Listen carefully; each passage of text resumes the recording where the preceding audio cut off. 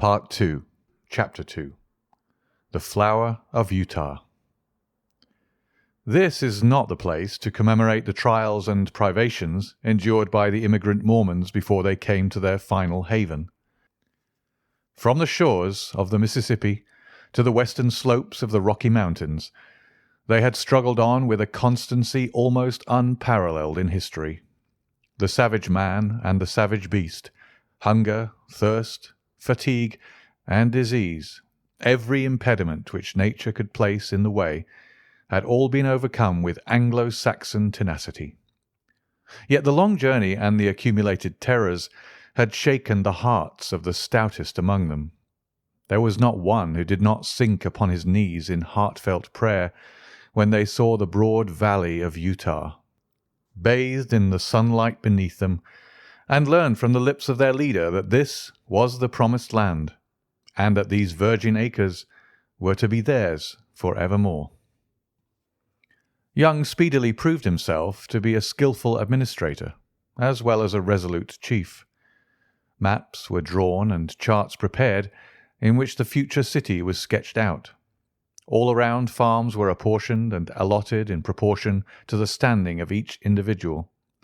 The tradesman was put to his trade, and the artisan to his calling. In the town, streets and squares sprang up, as if by magic. In the country there was draining and hedging, planting and clearing, until the next summer saw the whole country golden with the wheat crop. Everything prospered in the strange settlement. Above all, the great temple which they had erected in the centre of the city grew ever taller and larger. From the first blush of dawn until the closing of the twilight, the clatter of the hammer and the rasp of the saw was never absent from the monument which the immigrants erected to him who had led them safe through many dangers. The two castaways, John Ferrier and the little girl who had shared his fortunes and had been adopted as his daughter, accompanied the Mormons to the end of their great pilgrimage. Little Lucy Ferrier was borne along pleasantly enough in elder Stangerson's wagon, a retreat which she shared with the Mormon's 3 wives and with his son, a headstrong forward boy of 12.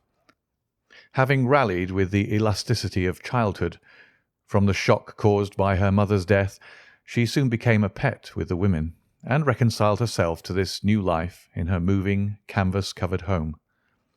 In the meantime, Ferrier, having recovered from his privations, distinguished himself as a useful guide and an indefatigable hunter.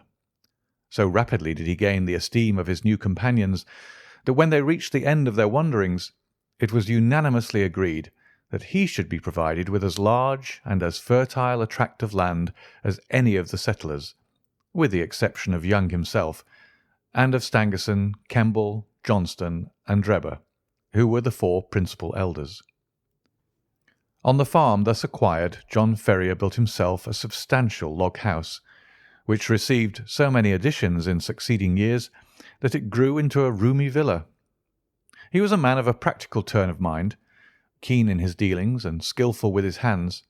His iron constitution enabled him to work morning and evening at improving and tilling his lands. Hence it came about that his farm and all that belonged to him prospered exceedingly. In 3 years he was better off than his neighbours. In 6 he was well-to-do. In 9 he was rich. And in 12 there were not half a dozen men in the whole of Salt Lake City who could compare with him. From the great inland sea to the distant Wasatch Mountains, there was no name better known than that of John Ferrier. There was one way, and only one, in which he offended the susceptibilities of his co-religionists. No argument or persuasion could ever induce him to set up a female establishment after the manner of his companions.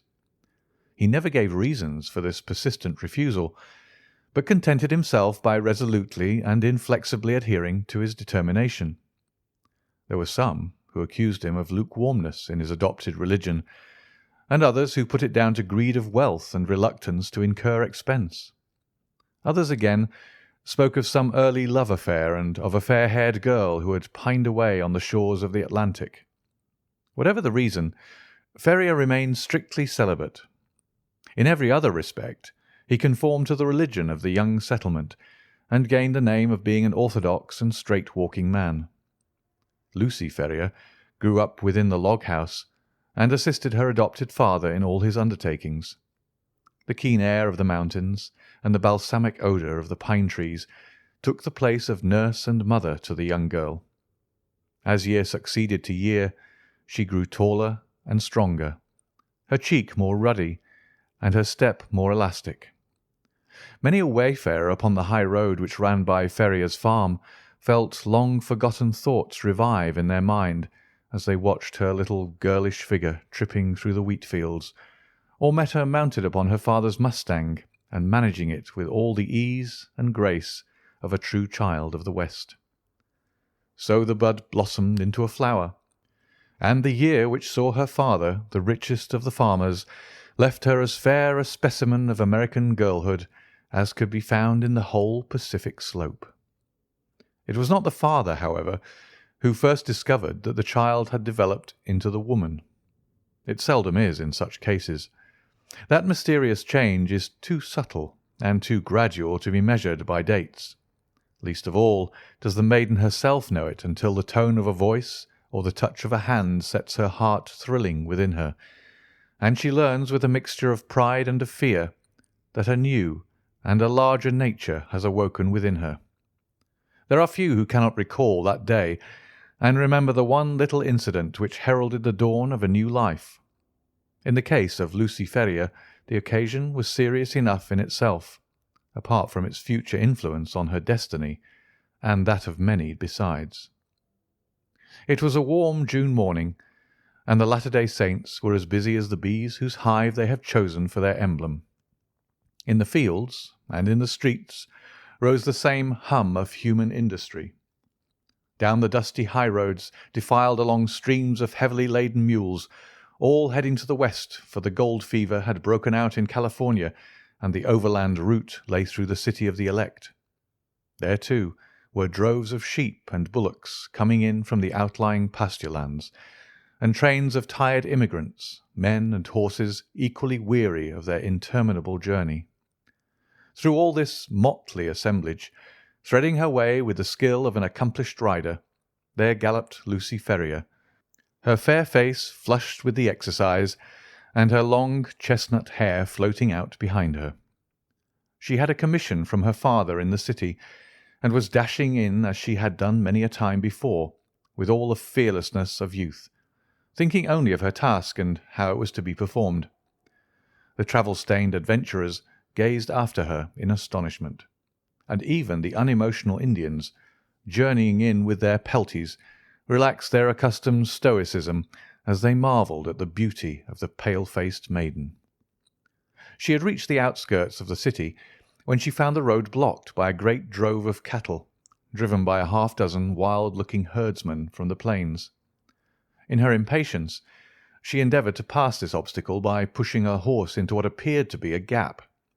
Scarcely had she got fairly into it, however, before the beasts closed in behind her, and she found herself completely embedded in the moving stream of fierce-eyed, long-horned bullocks.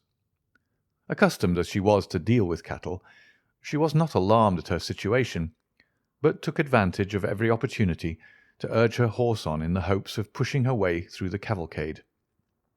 Unfortunately, the horns of one of the creatures, either by accident or design, came in violent contact with the flank of the mustang, and excited it to madness. In an instant it reared up upon its hind legs with a snort of rage, and pranced and tossed in a way that would have unseated any but a most skilful rider. The situation was full of peril. Every plunge of the excited horse brought it against the horns again and goaded it to fresh madness. It was all that the girl could do to keep herself in the saddle, yet a slip would mean a terrible death under the hoofs of the unwieldy and terrified animals. Unaccustomed to sudden emergencies, her head began to swim and her grip upon the bridle to relax.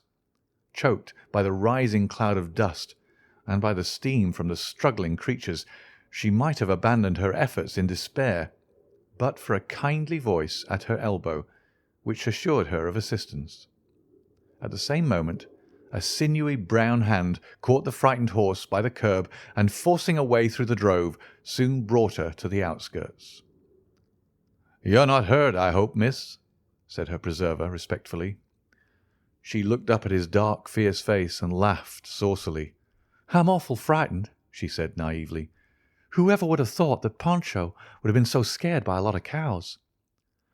"Thank God you keep your seat," the other said earnestly. He was a tall, savage-looking young fellow, mounted on a powerful roan horse, and clad in the rough dress of a hunter, with a long rifle slung over his shoulders. "I guess you are the daughter of John Ferrier," he remarked. "I saw you ride down from his house. When you see him, ask him if he remembers the Jefferson Hopes of St. Louis. If he's the same Ferrier, my father and he were pretty thick." "Hadn't you better come and ask yourself?" she asked demurely. The young fellow seemed pleased at the suggestion, and his dark eyes sparkled with pleasure. "I'll do so," he said. "We've been in the mountains for 2 months, and are not over and above in visiting condition. He must take us as he finds us." "He has a good deal to thank you for, and so have I," she answered. "He's awful fond of me. If those cows had jumped on me, he'd have never got over it." "Neither would I," said her companion. "You? Well, I don't see that it would make much matter to you, anyhow. You ain't even a friend of ours." The young hunter's dark face grew so gloomy over this remark that Lucy Ferrier laughed aloud. "There, I didn't mean that," she said. "Of course you're a friend now. You must come and see us. And now I must push along, or father won't trust me with his business any more. Good-bye." "Good-bye," he answered, raising his broad sombrero and bending over her little hand. She wheeled her mustang round, gave it a cut with her riding-whip, and darted away down the broad road in a rolling cloud of dust. Young Jefferson Hope rode on with his companions, gloomy and taciturn. He and they had been among the Nevada mountains prospecting for silver, and were returning to Salt Lake City in the hope of raising capital enough to work some lodes which they had discovered. He had been as keen as any of them upon the business until this sudden incident had drawn his thoughts into another channel. The sight of the fair young girl, as frank and wholesome as the Sierra breezes, had stirred his volcanic, untamed heart to its very depths. When she had vanished from his sight, he realized that a crisis had come in his life, and that neither silver speculations nor any other questions could ever be of such importance to him as this new and all-absorbing one. The love which had sprung up in his heart was not the sudden, changeable fancy of a boy, but rather the wild, fierce passion of a man of strong will and imperious temper. He had been accustomed to succeed in all that he undertook. He swore in his heart that he would not fail in this, if human effort and human perseverance could render him successful. He called on John Ferrier that night, and many times again, until his face was a familiar one at the farmhouse.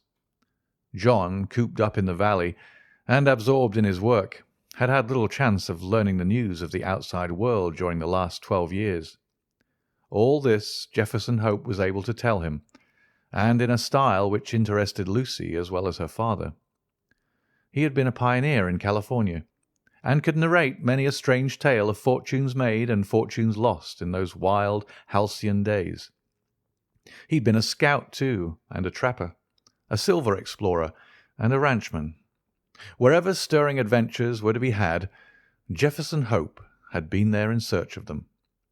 He soon became a favourite with the old farmer, who spoke eloquently of his virtues.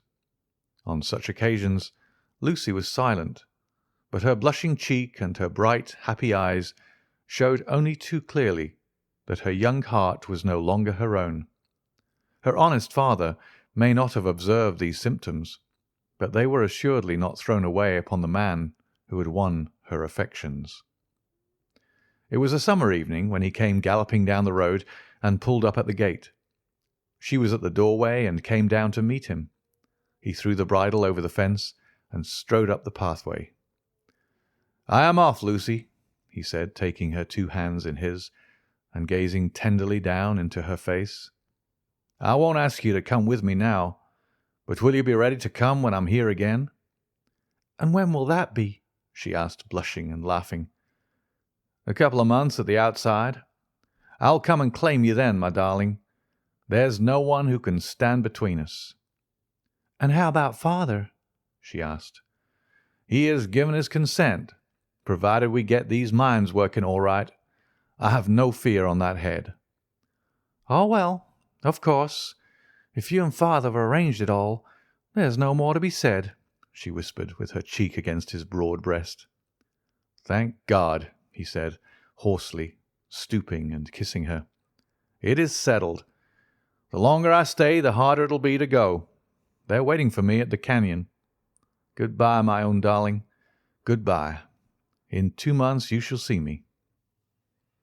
He tore himself from her as he spoke, and, flinging himself upon his horse, galloped furiously away, never even looking around, as though afraid that his resolution might fail him if he took one glance at what he was leaving. She stood at the gate, gazing after him until he vanished from her sight. Then she walked back into the house, the happiest girl in all Utah. End of Chapter 2, Book 2.